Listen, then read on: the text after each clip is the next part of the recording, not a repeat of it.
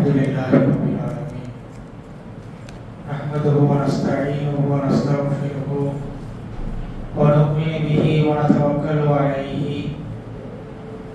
ونعوذ بالله من شرور أنفسنا ومن سيئات أعمالنا من يهد الله فلا مضل له ومن يضلل فلا هادي له نشهد أن لا إله إلا الله وحده لا شريك له ونشهد أن محمدا عبده ورسوله أما بعد قال الله تبارك وتعالى في كلامه القديم أعوذ بالله من الشيطان الرجيم بسم الله الرحمن الرحيم يا أيها الناس اتقوا ربكم الذي خلقكم من نفس واحدة وخلق منها زوجها وبث منهما رجالا كثيرا ونساء واتقوا الله الذي تساءلون به والأرحام إن الله كان عليكم رقيبا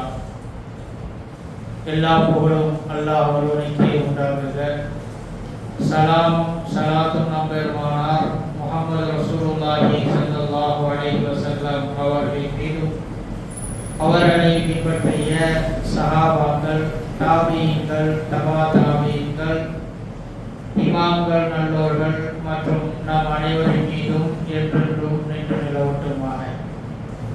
கணியத்திற்குரிய அல்லாஹ்வின் நல்லடியார்களே, அல்லாஹ் தஆலா மனித வாழ்க்கையை பல கட்டங்களாக மாற்றியிருக்கின்றான். ஒவ்வொரு நிலையிலும் ஒவ்வொரு விதமான காரியங்களில் உடைய விளைவுகளை அவன் சந்திக்கின்றான். எப்படி உலகத்திலே குழந்தை பருவம், இளமை பருவம், முதுமை பருவம் என்று இருக்கிறதோ, அவன் இந்த உலகத்தை விட்டு பிரிந்த பிறகும் இதே போல பல கட்டங்களை அவன் கடந்தாக வேண்டும். அதில் முக்கியமான ஒரு கட்டம் அவனுடைய மன்னரை வாழ்க்கை. இந்த உலகத்துடைய வாழ்க்கை சில காலங்கள், சில ஆண்டுகள். மன்னரை கபூருடைய வாழ்க்கை பல்லாயிரக்கணக்கான ஆண்டுகள். மறுமை வாழ்க்கை அது காலங்களுக்கு அப்பாற்பட்டது, நிரந்தரமானது. எனவே தற்காலிகமாக வாழுகின்ற இந்த உலகத்தில் மனிதன் செய்யக்கூடிய செயல்களை வைத்துத்தான் பல்லாயிரக்கணக்கான ஆண்டுகளை கொண்ட கபூருடைய வாழ்க்கையும் காலங்களுக்கெல்லாம் அப்பாற்பட்ட அந்த மறுமையுடைய வாழ்க்கையும் அவனுக்கு அமையும். இந்த சில காலங்களுடைய செயல்கள் தான் அவைகளை நிர்ணயிக்கக்கூடியதாக இருக்கிறது. உஸ்மான் ரலியல்லாஹு அன்ஹு அவர்கள் கபூர்ஸ்தான்களுக்கு அருகிலே வந்துவிட்டால் அவர்கள் கண்கள் தாரை தாரையாக கண்ணீர் வடித்துவிடும். பக்கத்தின் தோழர்கள் கேட்பார்கள், உஸ்மான் அவர்களே, சொர்க்கத்தை பற்றி சொல்லும் போது நீங்கள் மகிழ்ச்சி அடைவதும் இல்லை, அவ்வளவு இந்த அளவுக்கு நீங்கள் மகிழ்ச்சி அடைவதோ, அல்லது நரகத்தை பற்றி சொல்லும் போது கூட இந்த அளவுக்கு நீங்கள் துக்கமோ அழுகிய உங்களுக்கு வருவதில்லை.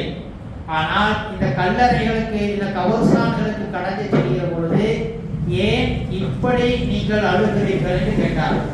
அவர்கள் சொன்னார்கள், மறுமை வாழ்க்கையை முடிவு செய்வதே இந்த மன்னரை வாழ்க்கை தான். இங்கே ஒருவர் நல்ல முறையில் வாழ்ந்து விட்டால் மறுமையில் அவனுக்கு வெற்றி. இங்கே அவன் வேதனை செய்யப்படக்கூடியதாகிவிட்டால் மறுமை வாழ்க்கை அவனுக்கு தோல்வியாகிவிடுகிறது என்று சொன்னார்கள். ஆக மறுமையின் முதல் படியான கபூருடைய வாழ்க்கை தான் முதல் மன்சில் என்று உஸ்மான் ரலியல்லாஹு அவர்கள் சொன்னார்கள். ஏன் அந்த மன்னரை வாழ்க்கைக்கு இவ்வளவு முக்கியத்துவம் என்றால் அது மண்ணால் ஆனது. அல்லாஹ் தஆலா 20வது அத்தியாயம் 55வது வசனத்திலே சொல்லி காட்டுகின்றான், மின்ஹா கலக்னாக்கும், இந்த மண்ணிலிருந்து உங்களை படைத்தோம், ஒமின்ஹா நுஈதுக்கும், அதிலேயே மீண்டும் உங்களை அடங்கச் செய்வோம், ஒமின்ஹா நுக்ரிஜுக்கும் தாரத உக்ரா, அதிலிருந்தே மீண்டும் மறுமை நாளைக்காக உங்களை எழுப்புவோம் என்று கூறுகின்றார். இப்போ மண் என்பது மனிதனோடு ஒட்டி சம்பந்தப்பட்டதன் காரணத்தினால் அங்கே இருக்கக்கூடிய வாழ்க்கைக்கு இவ்வளவு முக்கியத்துவத்தை நபி ஸல்லல்லாஹு அலைஹி வஸல்லம் அவர்களும் அல்லாஹ்வும் நமக்கு சொல்லி காட்டுகிறார்கள். ஆகவே நாம் எந்த அளவிற்கு மறுமைக்கு முக்கியத்துவம் தருகிறோமோ அதே அளவிற்கு கபருடைய வாழ்க்கைக்கும் நாம் முக்கியத்துவம் தருவதே இல்லை. காரணம் என்று சொன்னால் நம்முடைய பொழுதுபோக்குகள், நம்முடைய பல நேரங்களை எடுத்துக்கொள்ளக்கூடிய பல பொழுதுபோக்கு காரணத்தினால் இந்த மறுமை வாழ்க்கையினுடைய மறதி பெரும்பாலானவர்களுக்கு இருக்கிறது. எப்படி மண்ணுக்கு மேலே ஒரு வாழ்க்கை இருக்கிறதோ மண்ணிற்கு கீழேயும் ஒரு வாழ்க்கை இருக்கிறது. மண்ணிற்கு மேலே பலர் நடமாடி கொண்டிருப்பதை போல, வாழ்ந்து கொண்டிருப்பதை போல மண்ணிற்கு கீழேயும் பலர் வாழ்ந்து கொண்டிருக்கிறார்கள். ஒன்று அவர்கள் சுகமாக வாழ்ந்து கொண்டிருக்கிறார்கள், அல்லது அவர்கள் வேதனை செய்யப்பட்டு கொண்டிருக்கிறார்கள். ஆகவே மேலே பல கோடி பேர் உலாவது போல மண்ணிற்கு கீழேயும் பல ஆயிரம் கோடி பேர் இருந்து கொண்டிருக்கிறார்கள் என்பதை நபி ஸல்லல்லாஹு அலைஹி வஸல்லம் அவர்கள் பல ஹதீஸ்களிலே நமக்கு சொல்லி காட்டுகிறார்கள். எப்படி இந்த உலகம், இந்த உலகத்தில் இருக்கக்கூடிய நாம் உடலோடு சேர்ந்து உயிரும் பெற்றிருக்கிறோம். அதனால் நடக்கிறோம், செல்கிறோம், இயங்குகிறோம். ஆனால் ஒருவன் மண்ணறைக்கு சென்று விட்டால் அவனுடைய உடல் அழிக்கப்பட்டு விடுகிறது. அவனுடைய வேதனையாக இருந்தாலும் அவனுடைய சுகமாக இருந்தாலும் அவனுடைய உயிருக்கு தரப்படுகிறது. அவனுடைய உயிருக்கு அது வேதனை, அவனுடைய உயிருக்கு அது சுகம். இதே மறுமை நாளைக்கு அவன் சென்று விட்டால் உயிரும் உடலும் கலந்து அவன் அதை அனுபவிக்கக்கூடியவனாக இருப்பான். ஆகவே இரண்டிற்கு மத்தியுள்ள மன்னர வாழ்க்கை மிக முக்கியமானதாக இருக்கிறது. அப்பொழுது ஒரு மனிதன் இறந்து விடுவான் என்று சொன்னால் தற்காலிகமாகத்தான் அவனுடைய உயிர் பிரிகிறது. தற்காலிகமாக அவனுடைய உயிரை மலக்குமார்கள் எடுக்கிறார்கள். எடுத்ததற்கு பிறகு அவர்கள் அல்லாஹ்விடத்திலே அதை சொல்லி காட்டுகிறார்கள்.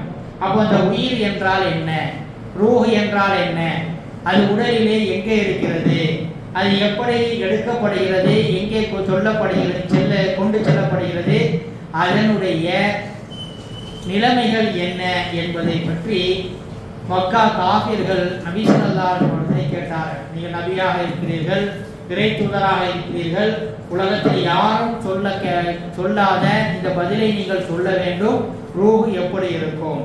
அப்போது அல்லாஹ் தஆலா நபி ஸல்லல்லாஹு அலைஹி வஸல்லம் அவர்களுக்கு அந்த 18வது அத்தியாயத்திலே சொல்லி காட்டுகின்றார். குலிர் ரூஹு மின் அம்ரி ரப்பி. ரூஹை பற்றி எனக்கும் தெரியாது, அது என்னுடைய இறைவனின் ஞானத்தில் கட்டுப்பட்டது. அது உடம்புல எங்க இருக்கு, எப்படி இருக்கு, அதோட உருவம் என்ன என்பதை அல்லாஹ் மட்டுமே அறிந்தவன் என்று நபிக்கு அல்லாஹ் வஹி அனுப்பினான். சரி, தோராயமாக அந்த ரூஹ் எப்படி எங்கிருந்து வருகிறது, அல்லது அந்த தற்காலிகமாக அது எந்த இடத்தில் இருக்கிறது என்பதை நபி ஸல்லல்லாஹு அலைஹி வஸல்லம் அவர்கள் பல ஹதீஸ்களிலே நமக்கு சொல்வதன் மூலமாக நாம் ஓரளவு புரிந்து கொள்ள முடியும். அல்லாஹ்வும் அதை சில இடங்களிலே சொல்லி காட்டுகின்றான். 56வது அத்தியாயம் 83வது வசனம். லவ்லா இலா பலகத்தில் கொடுப்போம், அவர்களுக்கு உயிர் தொண்டை குழியை அடைகிற பொழுது வான்தும் ஹீனையை தந்துரோம், அப்பொழுது அவர்கள் அல்லாஹ்வை பார்ப்பார்கள். மின்கும், சுற்றியுள்ளவர்களாகிய நீங்கள் உங்களை விட அந்த மௌத்தாக கூடியவர்களுக்கு நாம் மிக அருகிலே இருப்போம். ஆனால் நீங்கள் நம்மை பார்க்க முடியாது. இப்போ உயிர் உடலை விட்டு பிரிகிற பொழுது அது கடைசியாக தொண்டை குழியிலே வந்து நிற்கும். நபி அவர்களும் அந்த பல ஹதீஸ்களை சொன்னார்கள். ஒரு மனிதனுடைய பாவ மன்னிப்பு எதுவரை ஒப்புக்கொள்ளப்படும் என்று சொன்னால் அந்த உயிர் தொண்டை குழிக்குள் வரும் வரை. தொண்டை குழிக்கு வந்துவிட்டால் அதற்கு மேலே அவன் என்ன செய்தாலும் என்ன சொன்னாலும் அது ஒப்புக்கொள்ளப்பட மாட்டாது என்று சொன்னார்கள். ஆகவே அந்த உயிர் என்பது தொண்டை குழியில் வருகிறது என்று நபி ஸல்லல்லாஹு அலைஹி வஸல்லம் அவர்கள் நமக்கு சொல்கிறார்கள். அப்படி வருகிற பொழுது அது வெளியேறி தற்காலிகமாக பிரிந்து நிற்கிறது. அதை மலக்குமார்கள் எடுத்து செல்கிறார்கள். பர்ராயின் ஆசிப் ரலியல்லாஹு அன்ஹு அவர்கள் சொல்கிறார்கள், நபி ஸல்லல்லாஹு அலைஹி வஸல்லம் அவர்கள் ஒரு நபி தோழருடைய அந்த கபர் அடக்கக்கூடிய அந்த செயல்களுக்கு மத்தியில் கொஞ்சம் இடைவெளி இருந்தது. அப்போ அந்த மதீனாவிலே ஒரு கபர் குழியை நாம் தோண்டுவதை போல தோண்ட மாட்டார்கள். கபர் குழியை தோண்டி அதற்கு கீழே ஒரு குழியை தோண்டுவார்கள், அதற்கு கீழே ஒரு இடது பக்கமாக ஒரு குழியை தோண்டுவார்கள். இன்னும் சில ஊர்களிலே அப்படி ஒரு வழிமுறை இருக்கிறது. கபர் நேராக நாம் வைத்துடுவோம், ஆனால் கபரை தோண்டி இடையிலே இன்னொரு குழியை தோண்டி அதற்கு கீழே தான் அந்த ஜனாசை வைப்பார்கள். அப்படி ஒரு ஏற்பாடு நடந்து கொண்டிருந்த போது நபி அவர்கள் ஒரு இடத்தில் வந்து அமர்ந்தார்கள். அவர்களை சுற்றி நாங்களும் அமர்ந்தோம். எந்த அளவிற்கு என்று சொன்னால் மக்கள் நபியை சுற்றி அமர்ந்திருந்தார்கள். கண்ணகும் அலர்பூசியும் தயிர், அவர்கள் மேலே பறவை உட்கார்ந்திருந்தால் எப்படி அமர்வார்களோ அப்படி அமர்ந்திருந்தார்கள். எப்படி பறவை மேலே இருந்தால் அது பறந்துடக்கூடாது என்று கவனமாக இருப்பார்களே, அப்படி அதே போல நபி என்ன சொல்வார்களோ என்று எதிர்பார்த்த வண்ணமாக அந்த மக்கள் அமர்ந்திருந்தார்கள்.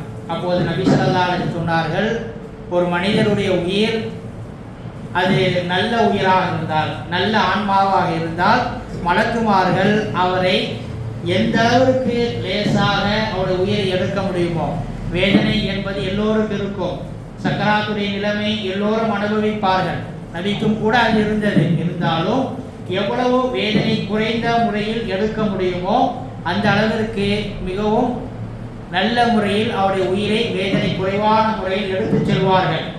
அதே நேரத்திலே ஒரு மனிதன் கெட்டவனாக இருந்தால், பாவியாக இருந்தால், அவனுடைய உயிரை எடுக்கக்கூடியவர்கள் அவனுடைய உயிரை எடுக்கிற பொழுது அவனுக்கு ரம்பம் தன் உயிரை, தன்னுடைய உடலை அறுப்பது போல இருக்கும்.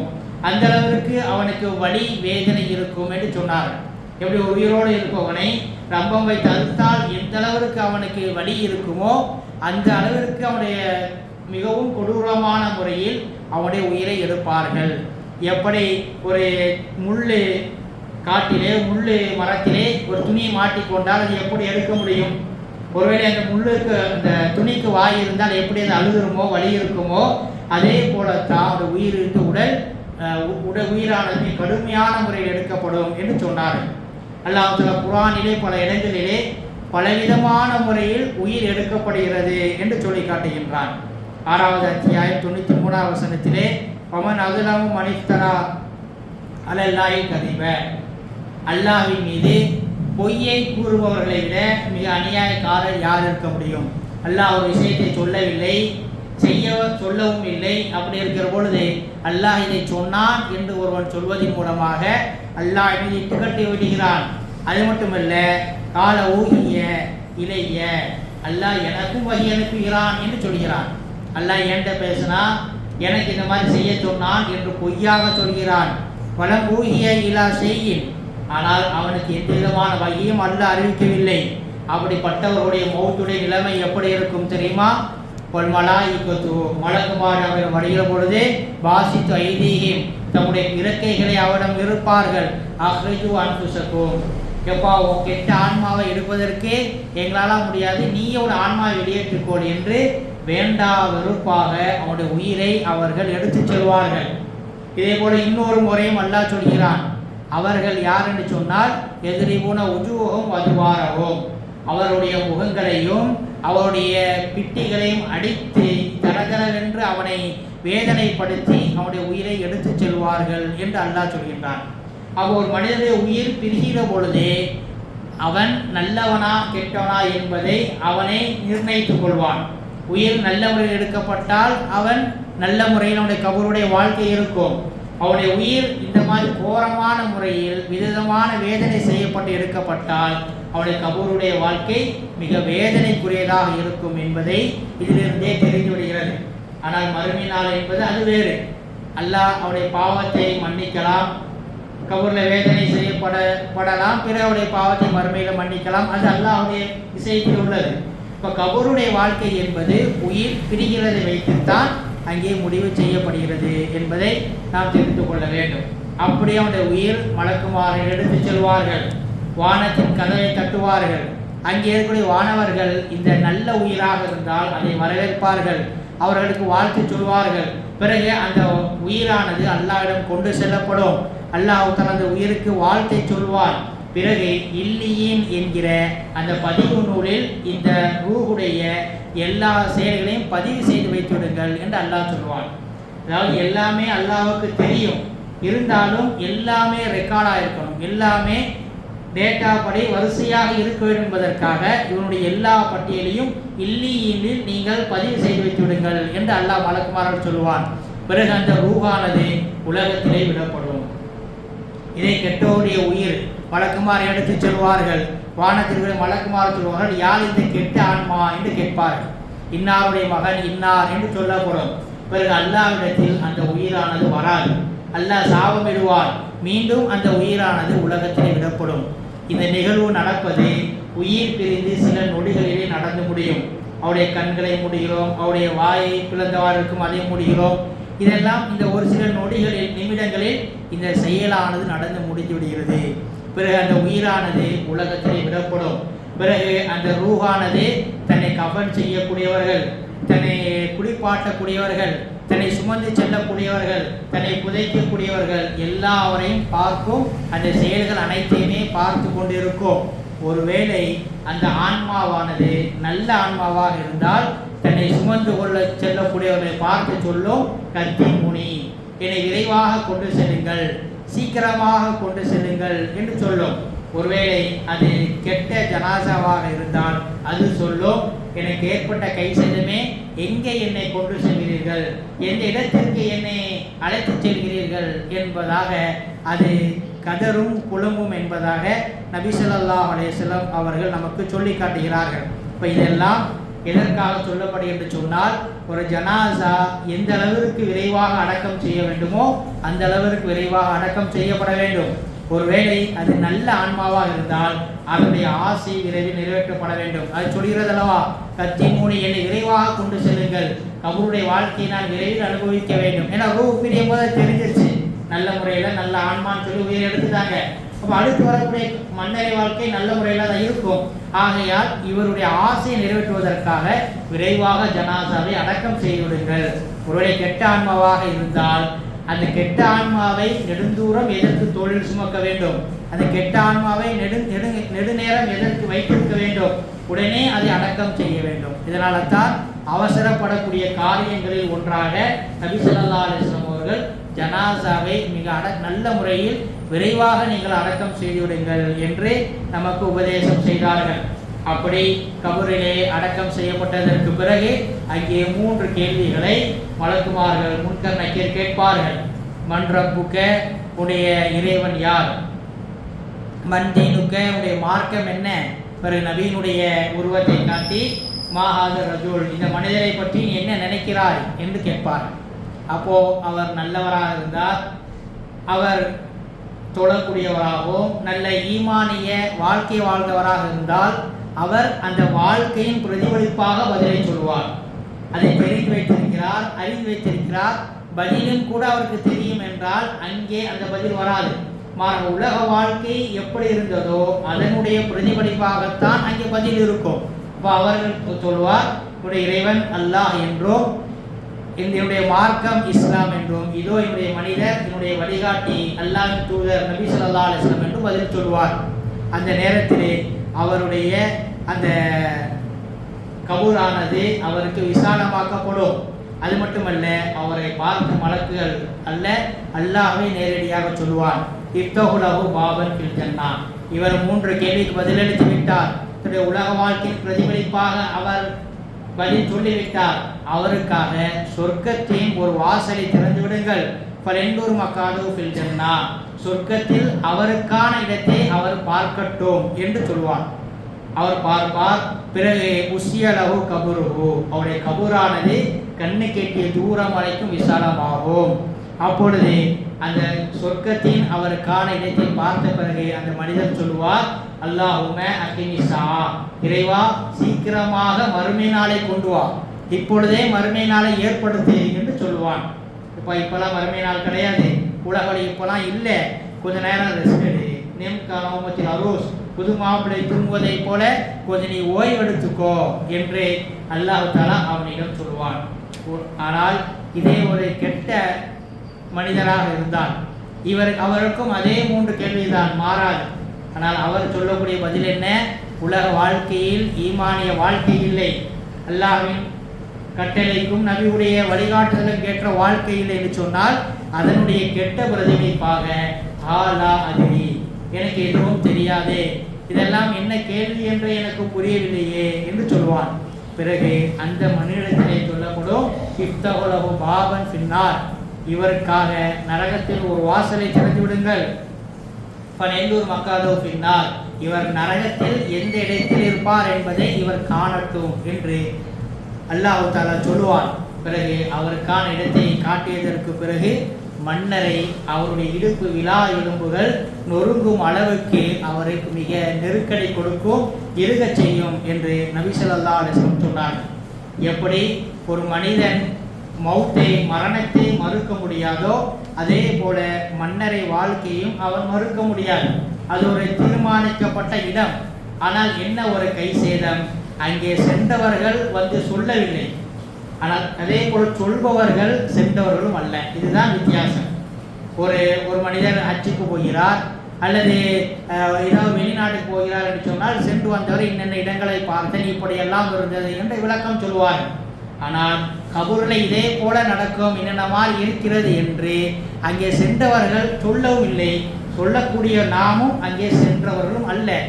இதுதான் ஒரு மைனஸை தவிர மற்றபடி துல்லியமாக நபி ஸல்லல்லாஹு அலைஹி வஸல்லம் அவர்கள் மன்னரை வாழ்க்கையை பற்றி தெளிவாக நமக்கு சொல்லிவிட்டார்கள்.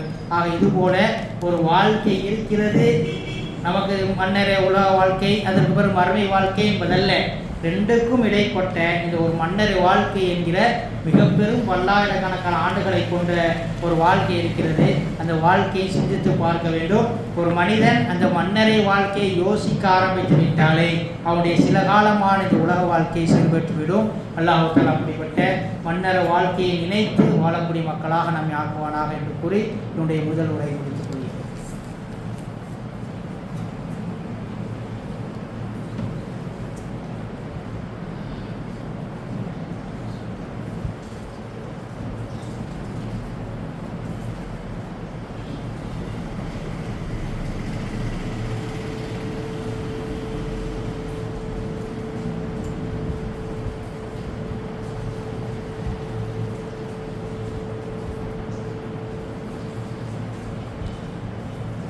அல்ஹம்துலில்லாஹ் நஹ்மதுஹு வ நுஸல்லி அலா ரசூலில் கரீம். அம்மா பஅத்.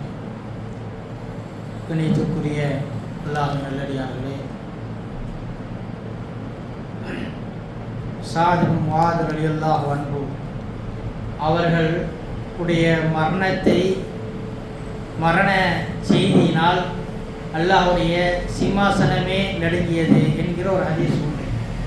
காரணம், ஸஅத் இப்னு முஆத் மிக நல்ல சிறந்த நபி தோழர். ஒரு 40 வயதிற்குள்ளாக உள்ளதாக இருக்கும். அவர் ஒரு கந்தக் என்கிற போரிலே அவர்கள் ஷஹீதானார்கள். மதீனாவினுடைய ஒரு கூட்டத்தின் தலைவராகவும் இருந்தார். அவர்களுடைய ஜனாசாவிலே 70,000 மலக்குமார்கள் கலந்து கொண்டார்கள். அவருடைய ஜனாசாவை மலக்குமார்களே சுமந்தார்கள். அவருடைய உடல் அதை சுமக்கக்கூடியவர்களுக்கு மிக லேசாக இருந்தது. காரணம், மலக்குமார்கள் அதை சுமந்தார்கள். அப்படிப்பட்ட மிக சிறப்பிற்குரிய இந்த ஸஅத் இப்னு முஆத் ரலியல்லாஹு அன்ஹு அவர்களுடைய அடக்கம் செய்யக்கூடிய பணியை நபி ஸல்லல்லாஹு அலைஹி வஸல்லம் முன் நின்று செய்தார்கள். கபருக்குள்ளே இறங்கினார்கள். அந்த நேரத்தில் கபரானது இருக்கியது. கபரானது அவரை இருக்க ஆரம்பித்தது. பிறகு அது விலகி கொண்டது. இந்த ஹதீஸ் சஹீஹ் புகாரிலே பதிவு செய்யப்பட்டிருக்கிறது. வெளியே வந்த பிறகு நபி ஸல்லல்லாஹு அலைஹி சொன்னார்கள், இன்னலில் கபரில் அகுதத்தன், கபருக்கு என்று ஒரு இருக்குதல் இருக்கிறது. அதனுடைய தன்மை எப்படி தண்ணீருக்கு மூழ்கடிக்கக்கூடிய தன்மை இருக்கிறதோ, நெருப்புக்கு எரிக்கக்கூடிய தன்மை இருக்கிறதோ, அதே போல சாதாரணமாகவே நல்லவர் வந்தாலும் சரி, கெட்டவர் அடக்கம் செய்யப்பட்டாலும் சரி, கபருடைய இயல்பு என்னவென்றால் உள்ளே வைக்கப்பட்டவுடன் கபரானது அவரை நெருக்குகிறது. கபரானது அவரை நெருக்குகிறது. பிறகு அவர் நல்லவர், நல்ல அமல்களை செய்தவர் என்று தெரிந்தால் பிறகு அது விலகுகிறது. இல்லை என்றால் அங்கே வேதனை ஆரம்பிக்கிறது. அவர் சொன்னார்கள், லவ் நஜா மின்ஹா, கபருடைய இந்த இறுக்கத்திலிருந்து எல்லோரும் தப்பிக்கலாம் என்றிருந்தால் நஜ ஸஅத் இப்னு முஆதும் தப்பித்திருப்பார். ஆனால் அவரை கபர் நெருக்கத்தான் வந்தது. இது அதனுடைய இயல்பு என்று நபி ஸல்லல்லாஹு அலைஹி வஸல்லம் அவர்கள் நமக்கு சொல்லி காட்டினார்கள். ஆக உலக வாழ்க்கை ஏதோ வாழ்ந்தோம், மரணித்தோம், கண்ணை மூடினோம், அதோடு முடிந்து விட்டது என்பதல்ல. கண்ணை மூடிய பிறகுதான் ஒரு நீண்ட கால ஒரு வாழ்க்கை ஒன்று ஆரம்பமாகிறது. அதைத்தான் நபி ஸல்லல்லாஹு அலைஹி வஸல்லம் அவர்கள் நமக்கு மன்னரை வாழ்க்கை என்று விளக்கமாக நமக்கு சொன்னார்கள். காஃபிர்கள், பாவிகள் சொல்வார்கள், மவுத்னா அதுக்கு ஒன்றுமே இல்லைன்னு நினச்சோமே, யாழைத்தனி குண்டு துராபா, எனக்கு ஏற்பட்ட கை சேதமே நான் புதைக்கப்பட்ட பிறகு மண்ணோடு மண்ணாக இருக்கக்கூடாதா? திரும்ப இந்த உடல் எனக்கு வரணும், திரும்ப இந்த உயிர் எனக்கு வரணும், எனக்கு ஏற்பட்ட கை சேதமே என்று அவர்கள் புலம்புவார்கள் என்று அல்லாஹ் தஆலா திருமறையிலே சொல்லி காட்டுகின்றான். ஆகவே இந்த கபூர் வாசிகள் உள்ளே அடக்கம் செய்யப்பட்ட பிறகு வெளியே நடக்கக்கூடிய சில செயல்களை அவர்கள் செய்து விடுவார்கள்.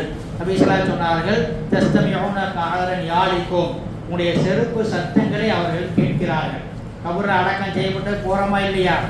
போன பிறகு அங்கே வெளியே சுற்றி இருக்கக்கூடிய உயிரானது உடலுக்குள்ளே அந்த கேள்விக்கு பதில் சொல்வதற்காக வேண்டி உடலுக்குள் அனுப்பப்படும். அப்பொழுது திரும்பி செல்லக்கூடியவர்களுடைய செருப்பு சத்தங்களை கூட அந்த கபூர்வாசிகள் கேட்பார்கள். இதை வைத்து பல அறிஞர்கள் சொல்கிறார்கள், வெளியே அந்த சத்தங்கள் இருக்கிறது இல்லையா, பேசுகிற சத்தம், எல்லா சத்தத்தையும் அவர் கேட்பார்கள். இதனால தான் நீங்கள் கபூர்ஸ்தான்களுக்கு கடந்து சென்றால், அஸ்ஸலாமு அலைக்கும் யா அஹ்லல் குபூர், கபூர்வாசிகளே உங்கள் மீது அல்லாஹ்வுடைய சாந்தி உண்டாகட்டும், இன்னா இன்ஷா அல்லாஹ் பிக்கும் லாஹிகூன், நீங்கள் முந்தி சென்று விட்டீர்கள், இறைவன் நாடினால் நாங்களும் அங்கே வந்து சேருவோம் என்று நீங்கள் அவருக்கு சலாம் சொல்லுங்கள். ஏனென்றால் அவர்கள் மீது சாந்தி உண்டாகட்டும் என்று சலாம் சொல்வது அது ஒரு பிரார்த்தனை. அவர்களுக்காக, நம்முடைய முன்னோர்களுக்காக நாம் துவா செய்வது, அவர்களுடைய பெயரிலே நாம் ஹஜ் உம்ராக்களை செய்வது, அவர்களுடைய பெயரிலே நாம் தான தர்மங்களை செய்வது கபரில் இருக்கக்கூடிய அவர்களுடைய வேதனை குறைக்கக்கூடியதாகவும், அது மட்டுமல்ல அதை அவர்கள் எதிர்பார்க்கக்கூடியவர்களாக இருப்பார்கள். அதுக்காண்டி உள்ள உயிரோடு இருக்கிறாங்க, வெளியே நாம் ஏதாவது பேசணும் கேட்பாங்க அப்படிங்கிற அர்த்தம் கிடையாது. அவர்களுடைய வாழ்க்கை என்பது வேறு, அவர்கள் நன்மையை எதிர்பார்த்து கொண்டிருக்கிறார்கள் என்பதைத்தான் நபி ஸல்லல்லாஹு அலைஹி வஸல்லம் சொன்னார்கள்.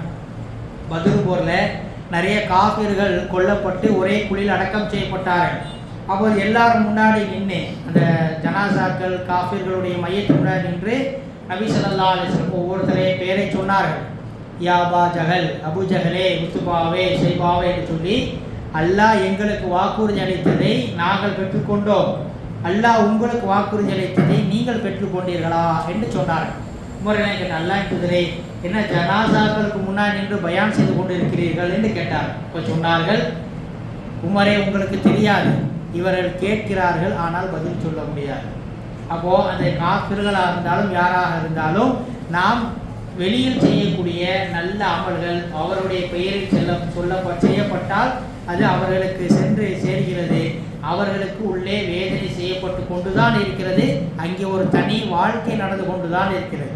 நபி ரெண்டு கபூர்களை கடந்து போனாங்க, பிறகு இறங்கினாங்க, பிறகு ஒரு குச்சியை நட்டி வச்சாங்க. எதுன்னு கேட்கும்போது சொன்னாங்க, ஒருவர் கோல் மூட்டி திரிந்ததால் உள்ளே வேதனை செய்யப்படுகிறார், ஒருவர் சிறுநீர் கழித்து சுத்தம் செய்யாததால் உள்ளே வேதனை செய்யப்பட்டு கொண்டிருக்கிறார் என்பதாக சொன்னார். இப்போ உள்ள நடக்குது எல்லாமே கீழே நடந்துட்டு இருக்குது.